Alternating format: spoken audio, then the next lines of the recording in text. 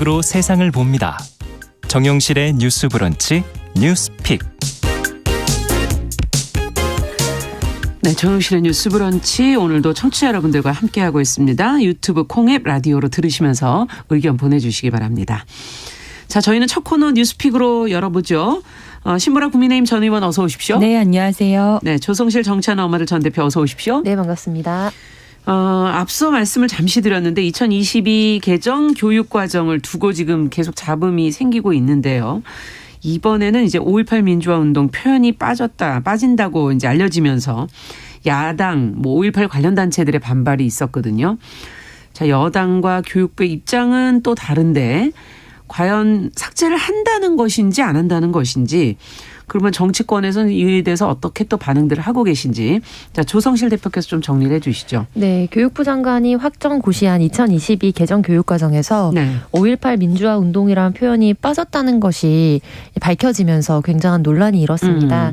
결론적으로는 논란 끝에 5.18 민주화 운동을 이제 삽입하겠다라는 것이 교육부의 공식 입장이고요.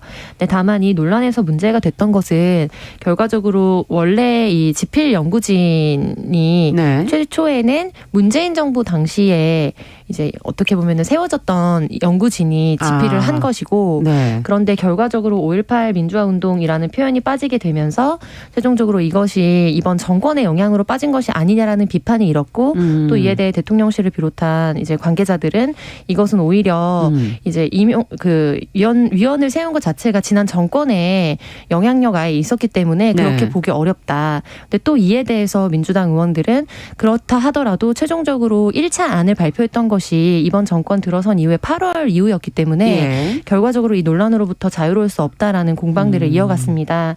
그렇지만 이게 결과적으로 가장 근본적인 거는 이제 모든 사건들을 나열하지 않고 대략적으로 전체적인 흐름을 설명하는 차원에서 5.18 민주화 운동이라는 표현이 삭제된 것이지 정치적인 의도는 없다라는 것이 개연적인 설명이었거든요. 근데 이와 관련해서 또 일각에서는 자유민주주의라는 표현이 빠지게 된 것과 관련해서 또 논란이 일었었는데 이 부분에 있어서는 연구진의 동의가 없이 다시 삽입을 했기 때문에 이것이 연구진의 역량이라든지 연구진의 입장에 기반한 논란이라고 치부하는 것은 오히려 적절하지 않은 비판이나 이제 방어 태세이다라면서 계속해서 공방이 이어지고 있는 상황입니다. 네, 교과서 논란이 지금 계속 이어지고 있는데, 그 대통령이 지금 5.18 정신을 헌법에 반영하겠다고 하지 않았습니까?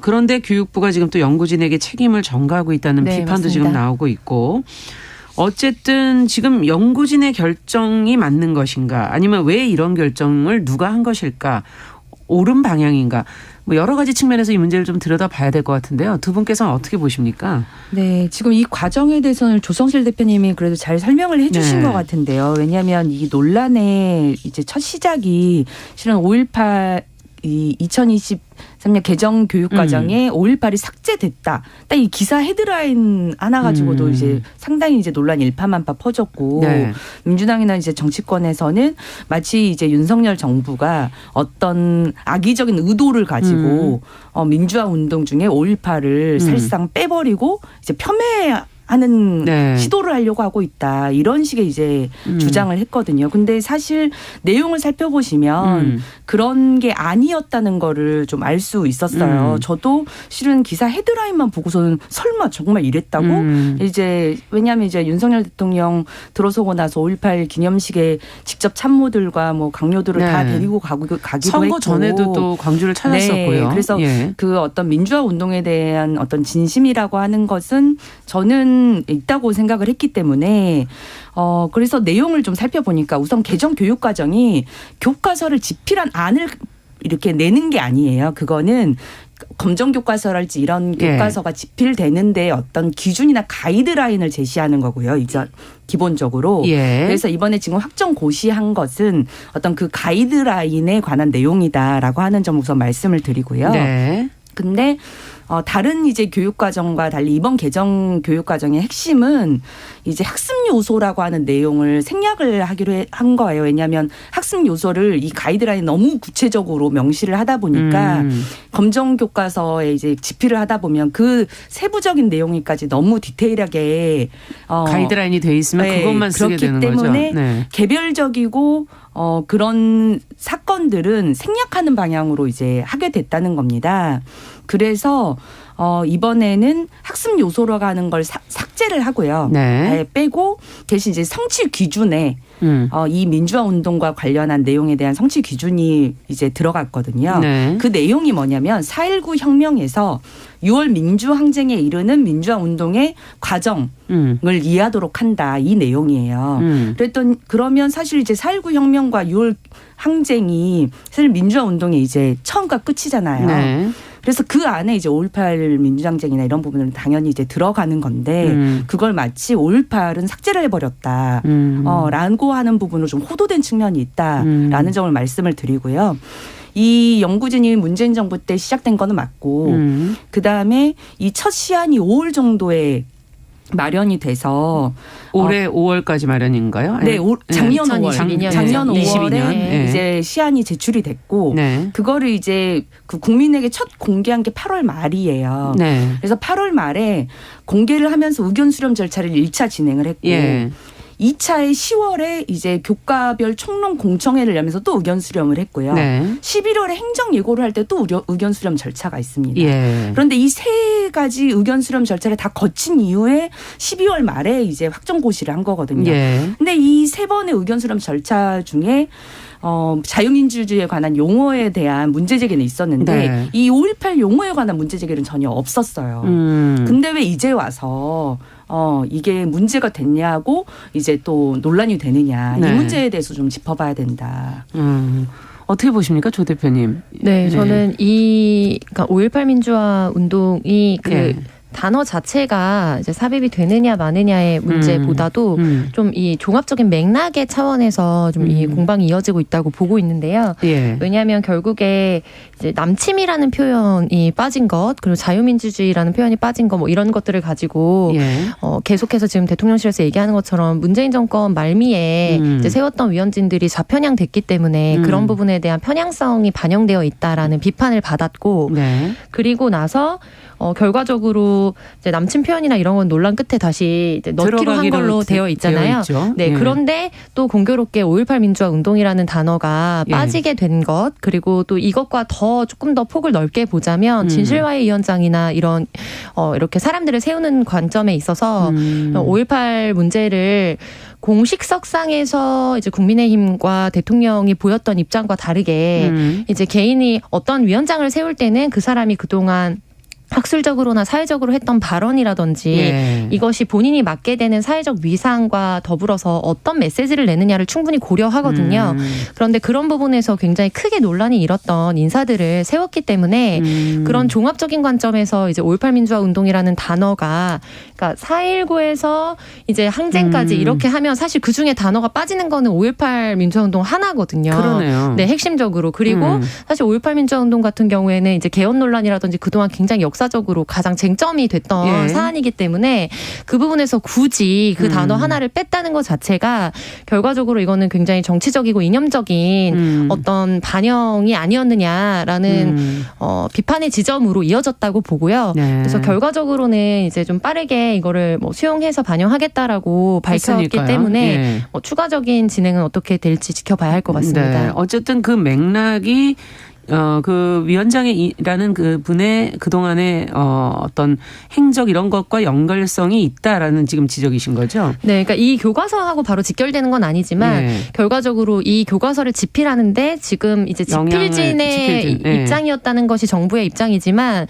결과적으로 정부의 입김이 들어갔던 것이 아니냐라는 것이 사실은 우려인 거고 그렇게 국민들이 우려하거나 또 야당에서 이제 비판을 하는 지점에는 이 교과서를 집필하는 위원장을 입장은 아니라고 하더라도 그렇죠. 결과적으로 전반에 걸쳐서 이 5.18 민주화운동을 네. 중요하게 다뤄야 하는 사안을 다루는 사람의 관점이 이제 충분히 저 사람을 세웠다면 대통령이 정치적으로 말하고 있는 것과 뒤에서는 다른 생각을 하고 있는 것이 아니냐라는 합리적 의심이나 우려들을 하고 있다라는 거죠. 우려를 네. 하고 있는 것이다.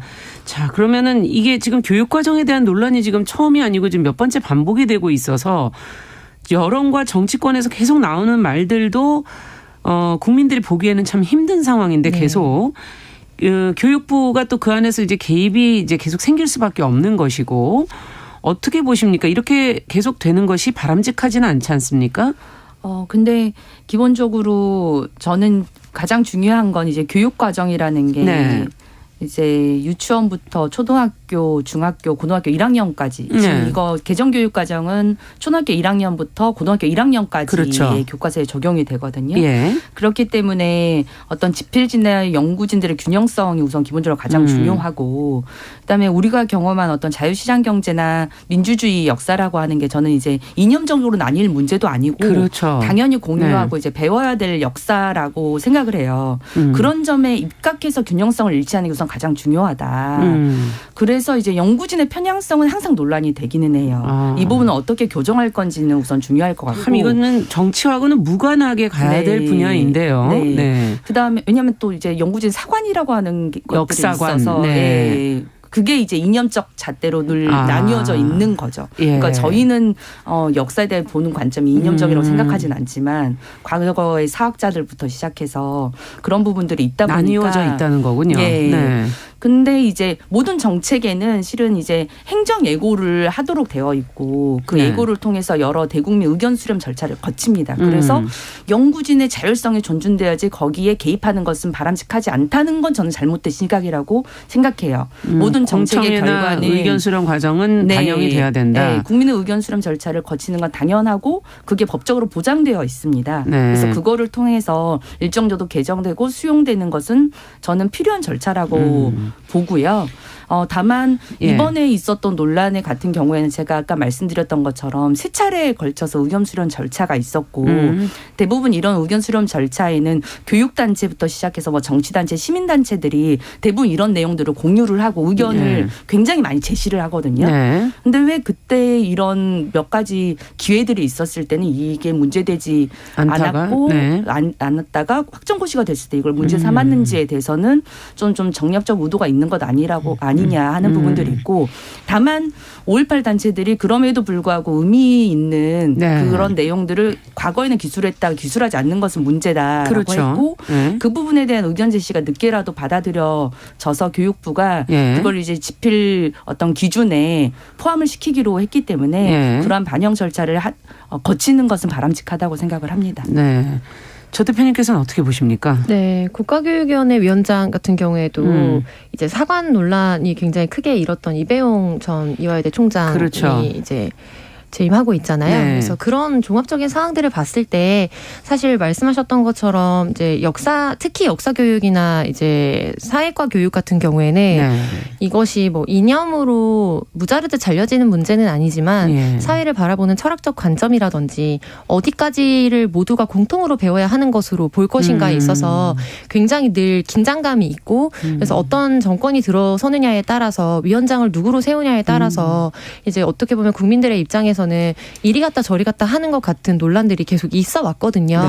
그리고 이 부분은 우리가 뭐 제도적인 부분으로 해서 최대한 좌지우지되지 않도록 해야 되겠지만 결과적으로 역사를 바라보는 관점은 어떤 하나의 획일된 관점이 될 수는 없기 때문에 일정 부분은 저는 계속해서 진통을 겪을 수밖에 없는 부분이라고 생각하고 그 종지부를 찍는 거는 개헌이라고 봅니다. 그러니까 특히 5.18 이제 민주화 운동을 바라보는 관점에서는요. 그러니까 다른 부분 뭐 남침이라든지 이런 논란들은 앞으로도 또 계속 되겠지만 그래서 결과적으로 개헌을 하면서 우리가 뭐 전문이나 이런 곳에 이제 궁극적으로 모두가 이미 합의하고 있다고 국민의힘의 이제 관계자들이라든지 뭐 어떻게 보면 지도자급의 사람들이 뭐 광주를 방문하고 했지만 지난 대선 당시에도 이제 개사가 논란이 있었잖아요. 그래서 5.18 그 강아지 그 사과를 올린 다음에 강아지와 이제 사과 사진을 이렇게 올리면서 굉장히 논란이 있었던 그래서 이것이 정말로 5.18을 바라보면서 진정성 있게 지금 대통령이 대하고 있는 것이냐 아니면 쇼를 하는 것이냐라는 굉장히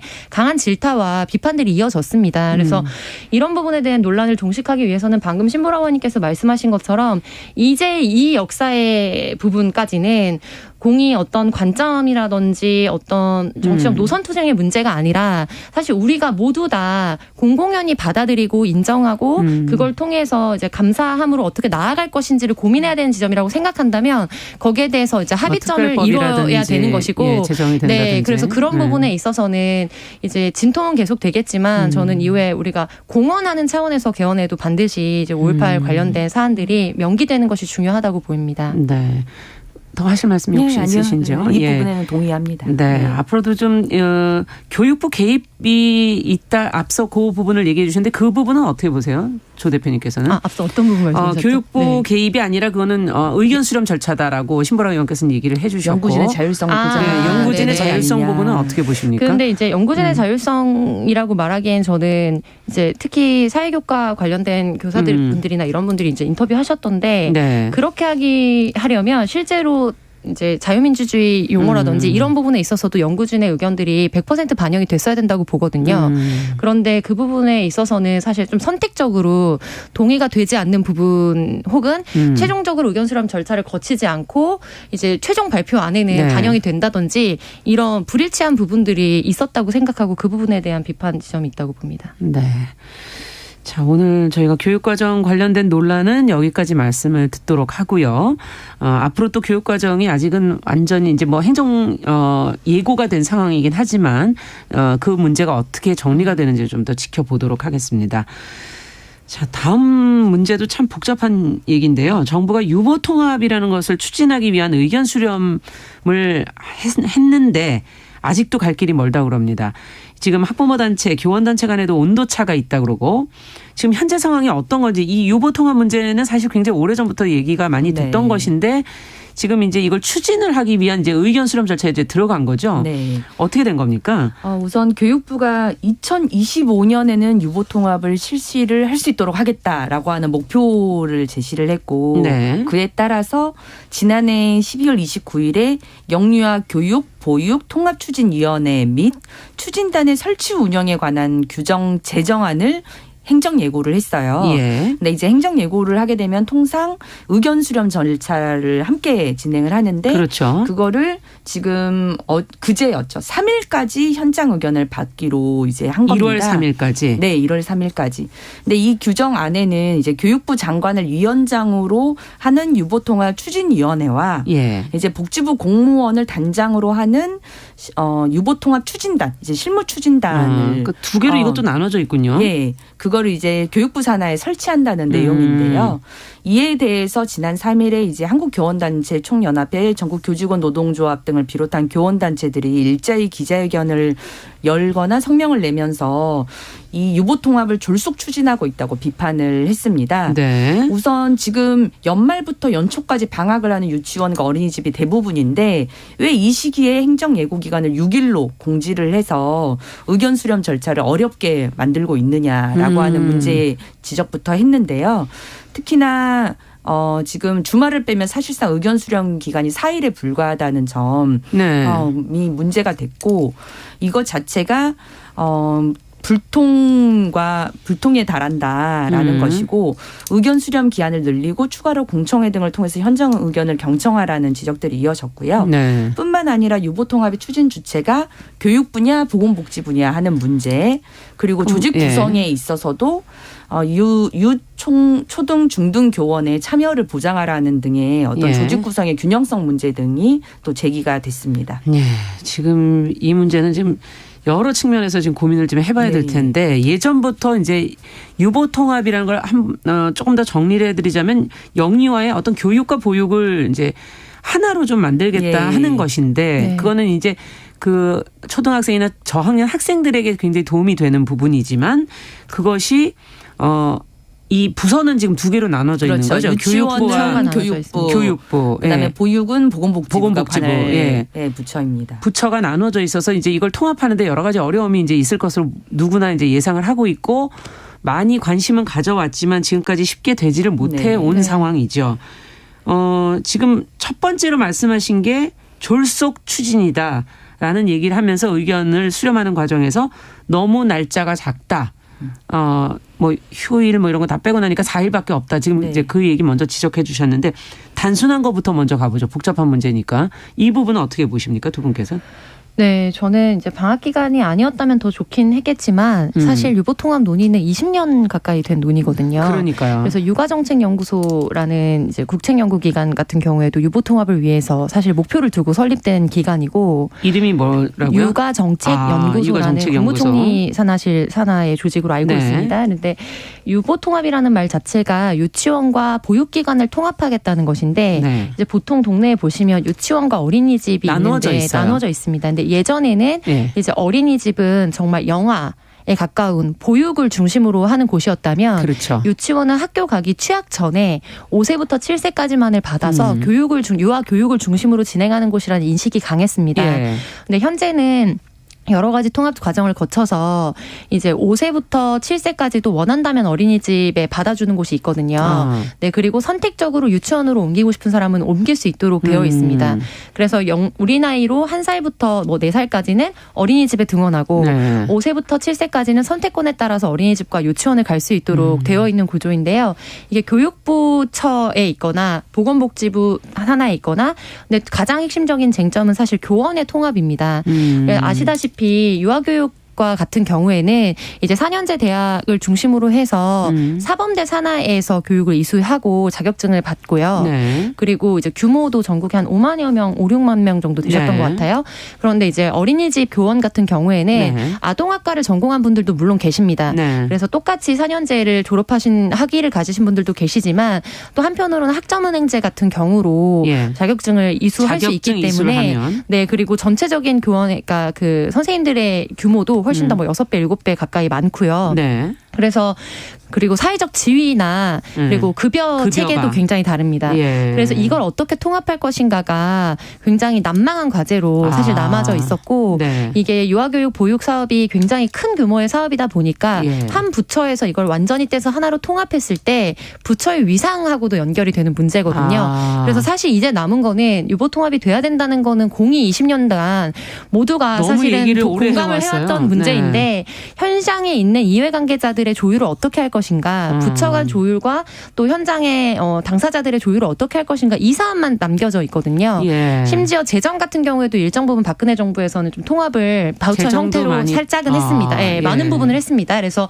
이제 이 부분에 있어서 졸속 처리냐 말씀하셨는데 결국에 그러면은 20일이나 2주가 됐다면 네. 과연 이 부분에 대해서 일정 부분의 합의와 동의가 이루어졌을지 저는 그 부분에 대해서는 좀 의구심이 들고요. 20년간 안 된 얘기고 네. 20년간 얘기 온 건데 갑자기 뭐 6일이냐 4일이냐 이런 게 중요하냐 지금 그 네, 그러니까 말씀이시죠? 물론 필요하다면 이제 등원할 수 있는 시기에 했다면 더 좋았겠고 예. 시간이 더 좀 더 있었다면 좋았겠지만 좋았겠지만. 이 정말 저변에 있는 문제는 저는 이 6일의 문제는 아니라고 봅니다. 네. 이것은 하나의 명분이다라는 말씀이신데 자 잠시 후에 저희가 조금 더 이 문제를 깊이 좀 더 들여다봐야 될 것 같습니다.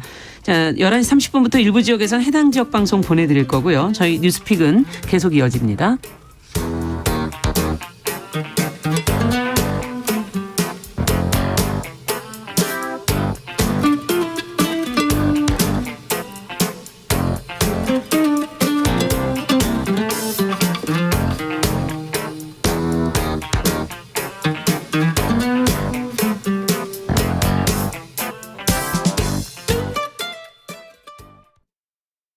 지금 시각은 11시 30분입니다. KBS 여러분은 지금 KBS 1라디오 정용실의 뉴스 브런치와 함께하고 계십니다. 네, 뉴스픽 지금 정부의 유보 통합 추진에 관한 이야기 나누고 있고요. 지금 조성실 대표께서 사실 오래전부터 논의된 20년간 논의된 문제이기 때문에 비단 지금 시간이 조금 부족한 것이 논의의 핵심 쟁점은 아니다. 지금 그런 지적해 주셨는데 신보라 의원께서는 이 부분 날짜나 이 시간에 관한 부분은 어떻게 보세요? 실은 지금 지난주부터 이번 주까지 방학 기간이긴 해요. 네. 그래서 그 종사자분들이 이 체계와 관련해서 의견을 전달하기 어려운 부분들이 있긴 하고 이 시기들을 굳이 이렇게 짧은 시간에 의견 수렴을 했었어야만 했느냐. 네. 뭐 그런 지적에는 공감을 합니다. 네. 다만 저도 이제 조선일 대표님 말씀처럼 실은 이번 행정예고와 관련된 이 규정은 이제 시작을 하기 위한 그 위원회를 구성하는 거거든요. 첫 발을 떼는 거다 이거죠. 네. 그래서 민감한 쟁점이 들어가기도 전인 거죠. 아까 논의를 했던 교육과정이나 이런 거는 이미 시안이 나온 것을 가지고 의견 수렴을 하는 거지만 이거는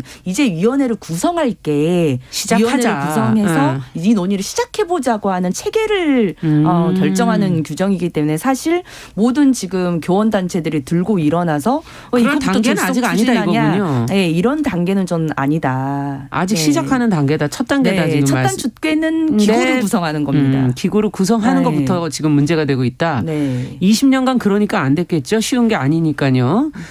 그렇다면 이걸 왜 해야 되는 겁니까? 이분들의 이런 갈등이 있고 앞서 얘기해 주신 부처 간의 이해관계까지 있다면 현장에서 이렇게 반발한다면 왜 해야 되는지 그 명분이 중요한 거 아닙니까? 그런 이유가 있을 거 아닙니까? 네. 이제 우리 모두의 아이들이라고 하는데 예를 들면 한 아이가 어느 원으로 가느냐에 따라서 어린이집으로 가느냐 유치원에 가느냐로 따라서 한 아이가 동일한 나이임에도 불구하고 받게 되는 국가적 지원도 다르고요. 법령상의 그런 한계도 다릅니다. 그래서 이전 사립유치원 이제 비리 관련해서 논란이 되었을 때 유치원 3법이라는 이름으로 많은 부분 개정이 되었는데요. 당시에 문제가 됐던 그 감사 같은 경우에는 부패척결 추진단이라고 그것도 이제 정부 산하에서 진행을 했던 건데 그 당시에 어린이집과 유치원을 같이 진행했습니다. 그런데 실질적으로는 이제 유치원을 중심으로 해서 법 개정이 이루어졌죠. 어린이집이 아무래도 이제 재정 규모와 워낙 구성이 작기 때문에 그런데 그 당시에 예를 들면 어린이집 유치원 폐원이라든지 뭐 등등 급식이라든지 이런 부분에 대해서 유치원 3법은 이제 관심이 있기 때문에 개정이 됐는데 어린이집은 보통의 국민들이 생각하실 때는 똑같이 적용을 받겠지라고 생각을 하는데 기관이 다르기 때문에 확실하게 법 적용 같은 게 다르게 받고 있습니다. 그래서 그리고 급식비도 굉장히 다르고요. 그래요? 그래서 지원금이나 부처가 다르고 그다음에 재정도 어디서 오느냐가 다릅니다. 그래서 이제 지방 교육재정금으로 교부금으로 나오느냐 아니면 지자체 비용으로 나오느냐 그래서 이런 부분에 따라서 어린이집 같은 경우에는 또 지자체별로 지원하는 금액이 다 상이하게 다르기 때문에 어느 지역에 다니고 어느 회사의 엄마 아빠가 다니냐에 따라서 똑같은 대한민국의 어린이인데 그 어린이 한 명에게 지워지게 되는 법 제도적인 안전망 자체가 완전히 차이가 있다는 부분이 가장 큰 핵심일 것 같고요. 그리고 이 사안에서 가장 크게 저는 주목해야 될 점은 지금 교육부에서 크게 이제 단을 만들고 그 산하에 보건복지부를 단장으로 하는 또 위원회를 실질적으로 만들어서 운영을 하겠다는 구조인데 결과적으로 교육이라는 말에는 가르칠 교자의 기를 육이잖아요. 그런데 이 유보통합의 가장 그 핵심적인 민감한 쟁점을 보자면 그러니까 돌봄에 대해서 우리가 갖고 있는 사회적 편견이나 차별이 굉장히 크게 자리하고 있습니다. 이 안에는. 왜냐하면 영화 같은 경우에는 돌봄과 놀이. 그렇죠. 돌봄과 놀이 자체가 바로 교육의 일환이거든요. 그런데 유아교육과 또 그리고 초등 돌봄에서 문제가 됐었습니다. 교원단체들이 또 초등 돌봄교사와의 관계라든지 학내에서 돌봄을 어떻게 하느냐. 그래서 교육부가 이 돌봄 이슈를 어떻게 바라보고 있느냐. 그건 우리가 할 일은 아니야. 교육은 가르치는 것이지 돌보고 아이들을 닦아주고 먹이는 것이 아니야 라는 이 철학적인 관점과 편견이 깨지지 않으면 사실 유복통합은 통과하기 어려운 과제라고 보이고요. 그래서 뭐 시기의 문제라든지 이런 여러 가지 쟁점에 가장 저변에는 우리 사회가 근본적으로 사람을 키우고 또 돌보기 위해서 가장 저변의 교육의 바탕이 돼야 되는 것을 쏙 빼놓고 교육을 바라보고 있는 시각이 담겨져 있는 거죠. 그렇군요. 돌봄이라는 것을 교육으로 바라보지 않는.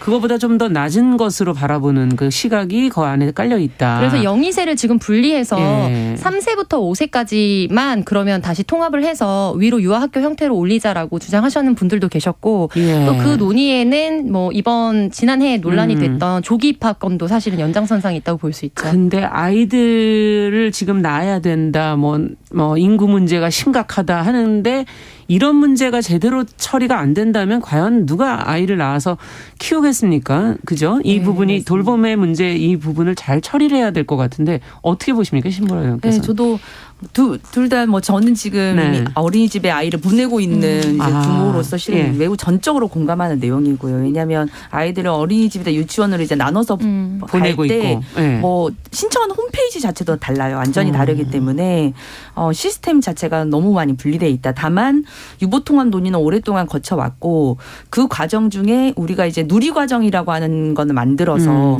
공통교육과정은 유치원과 어린이집에 공통적으로 적용하도록은 변화가 있었습니다. 그리고 이제 박근혜 정부 때 또 유보통합 추진위가 구성이 돼서 그 당시에는 이제 공통 항목과 결제 카드를 통합하는 것까지 나아갔는데 이제 관리부처, 재원통합, 이제 교사 자격의 연계, 그렇죠, 이 부분이 실은 이제 통합 논의 핵심이에요. 이거는 종사자들의 문제가 걸려 있는 맞습니다. 거기 때문에 이게 좀 핵심적이다. 그래서 사실 종사자들의 의견과 부처의 충돌이 여전히 험난한 산이 될 겁니다. 부처 이기주의 문제도 있고 방금 말씀하셨던 교육의 돌봄의 영역으로 보지 않는 굉장히 분리되어 있는 철학적인 어떤 구조상에서는 문제가 계속 될 거지만 중요한 건 저는 학부모들의 의견이에요. 결국 학부모들은 아이를 보내는 대상으로서 학부모들이 정말 아이를 편한 환경에서 가장 질 좋은 교육과 돌봄을 받을 수 있는 그런 체계를 고민하는 것이 제일 중요하다는 말씀을 다시 한번 드립니다. 유성환 씨께서 지금 유아교육과를 나온 교사, 보육교사 자격증을 가진 교사가 서로 통합을 하려고 할 이게 가능하겠는가? 이걸 어떻게 문제를 처리해야 될지 지금 앞서 쟁점 세 가지를 얘기해 주셨는데 저희가 이제 첫 단추를 끼고 있는 단계이니까 앞으로도 계속 좀 논의를 해보도록 하겠습니다. 아이들의 권리를 잘 찾아줄 수 있도록 학부모 단체들의 노력이 필요할 것 같고요. 자, 뉴스픽 조성실 정치하는 엄마들 전 대표, 신보라 국민의힘 전 의원 오늘 여기까지 얘기 듣겠습니다. 감사합니다. 감사합니다. 남성의 입장에서 여성의 입장을 이해하는 그래서 사실 이 역지사지의 태도가 한국 사회로 지금 필요한